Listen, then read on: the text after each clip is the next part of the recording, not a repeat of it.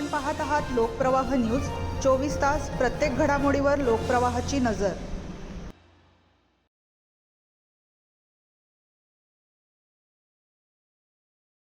नाशिक महानगरपालिकेच्या अतिक्रमण विभागाच्या वतीने शहरातील अनधिकृत अतिक्रमणांविरोधात धडक मोहीम राबवण्यात आली। माननीय आयुक्त, माननीय उपायुक्त तसेच विभागीय अधिकारी नाशिक पूर्व यांच्या मार्गदर्शनाखाली श्री संत सावतामाळी चौक ते अपना बाजार आणि रविशंकर मार्ग परिसरात अतिक्रमण विरोधी कारवाई करण्यात आली।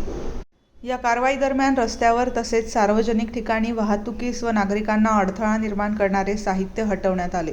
जप्त करण्यात आलेले साहित्य आडगाव येथील महापालिकेच्या गोडाऊनमध्ये जमा करण्यात आले।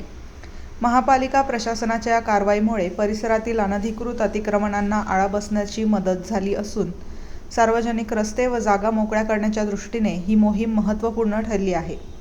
ही कारवाई पूर्व विभाग प्रमुख भगवानसिंग सूर्यवंशी, सातपूर विभागाचे पथक प्रमुख जीवन ठाकरे तसेच निलेश काळे, प्रदीप जाधव, मेघनाथ तिडके, प्रमोद आवळे, शिंदे, जावेद शेख आणि कॉन्ट्रॅक्टर कर्मचाऱ्यांच्या पथकाने यशस्वीरित्या पार पाडली।